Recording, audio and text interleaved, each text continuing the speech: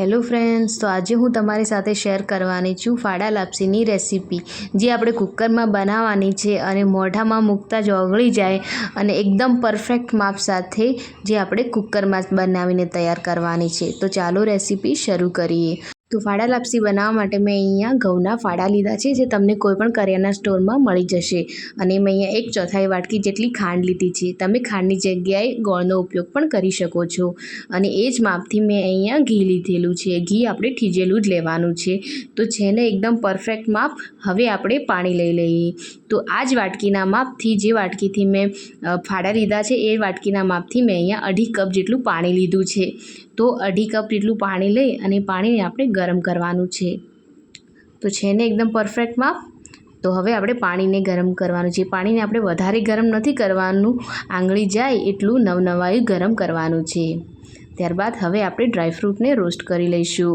તો હવે આપણે જે ઘી લીધું છે એ બધું જ ઘી આપણે કુકરમાં લઈ લેવાનું છે અને એમાં ડ્રાયફ્રૂટ એડ કરી અને એને રોસ્ટ કરવાના। તો ડ્રાયફ્રૂટમાં મેં 6 થી 7 કાજુ અને બદામના ફાડા કરી લીધા છે।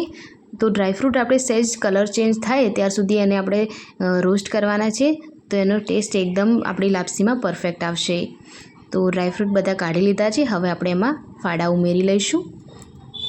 તો ફાડા ઉમેરીને આપણે એને સતત ચમચાની મદદથી હલાવવાનું છે, જેથી ફાડા આપણા એકદમ ફૂલી જાય અને એનો થોડો કલર ચેન્જ થાય ત્યાર સુધી આપણે તેને હલાવવાનું છે। અને આ ટાઈમે આપણે ગેસની ફ્લેમ મીડિયમ રાખવાની છે।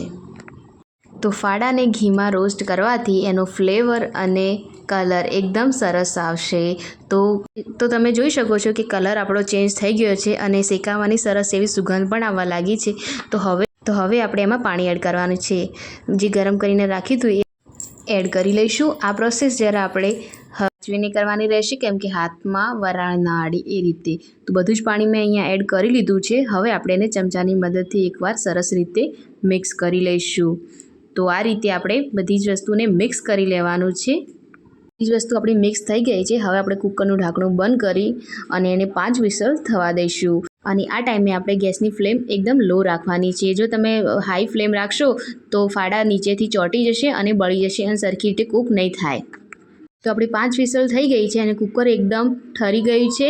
હવે આપણે એકવાર કુકરને ખોલીને જોઈ લઈશું। તો આ રીતે મેં બધી એર કાઢીને કુકરને ખોલી દીધું છે। હવે આપણે એને ચમચાની મદદથી એકવાર સરસ રીતે હલાવી લઈશું। અને તો તમે જોઈ શકો છો કે લાપસી આપણે એકદમ છૂટી તૈયાર થઈ ગઈ છે અને 5 વિસલ થઈ ગઈ છે। અને આ રીતે આપણે દાણું દબાવીને જોઈએ તો એ સરસ રીતે દબે છે। તો મતલબ આપણી લાપસી એકદમ સરસ રીતે તૈયાર થઈ ગઈ છે। હવે આપણે એમાં ખાંડ ઉમેરી લેવાની છે। તો મેં અહીંયા જે ખાંડ આપણે માપ કરીને રાખી હતી એ ખાંડ ઉમેરી લઈશું। અડધી ચમચી આપણે એલચીનો પાવડર ઉમેરી લેવાનો છે અને ફરીથી આપણે બધી જ વસ્તુને સરખી રીતે મિક્સ કરી લેવાનું છે। તો આ રીતે આપણે ખાંડ ઓગળી જાય ત્યાર સુધી તેને મિક્સ કરવાનું છે। જો તમારી લાપસી કાચી રહી જાય તો તમારે ખાંડ નાખ્યા પહેલાં તેને કૂક કરવાની છે। જો તમે ખાંડ નાખીને પછી તેને કૂક કરવા જશો તો એ કૂક સરખી રીતે નહીં થાય અને કાચી રહી જશે। તો આપણે બધી જ વસ્તુને સરખી રીતે મિક્સ કરી લઈએ। તો ખાંડ ઓગળી ગઈ છે। હવે આપણે એમાં ડ્રાયફ્રૂટ એડ કરી લઈશું। તો મેં અહીંયા બધા જ ડ્રાયફ્રૂટ એડ કરી લીધા છે। તો અહીંયા મેં દ્રાક્ષ અલગથી રાખી છે। દ્રાક્ષને મેં રોસ્ટ નથી કરી, એને પણ આપણે એડ કરી લઈએ અને હવે બધી જ વસ્તુને આપણે સરસ રીતે મિક્સ કરી લઈશું। તો બધી જ વસ્તુ આપણી સરખી રીતે મિક્સ થઈ ગઈ છે અને તમે જોઈ શકો છો કે લાપસી આપણી એકદમ છૂટી તૈયાર થઈ ગઈ છે। હવે આપણે એને સર્વ કરી લઈશું। તો ફ્રેન્ડ્સ, મેં આ લાપસી પ્રસાદ માટે બનાવી છે, તો તમે પણ બનાવી શકો છો। અને જ્યારે કોઈ મહેમાન આવ્યું અને ઝટપટ બનાવવાનું થાય ત્યારે આ લાપસી આપણી ફટાફટ કુકરમાં બનીને તૈયાર થઈ જશે। તો ફ્રેન્ડ્સ, આ લાપસી તમે તમારા ઘરે એકવાર જરૂરથી ટ્રાય કરજો। એકદમ છૂટી અને એકદમ ટેસ્ટી બનશે। તો વિડીયો ગમ્યો હોય તો મારા વિડીયોને લાઇક અને મારી ચેનલને સબસ્ક્રાઈબ જરૂરથી કરજો। અને વિડીયો કેવો લાગ્યો એ કમેન્ટ સેક્શનમાં જરૂરથી બતાવજો અને નીચે આપેલ બેલ આઇકનને પણ જરૂરથી પ્રેસ કરજો, જેથી મારા આવા અવનવા વિડીયો તમારા સુધી પહોંચી જાય। ફરી મળીશું।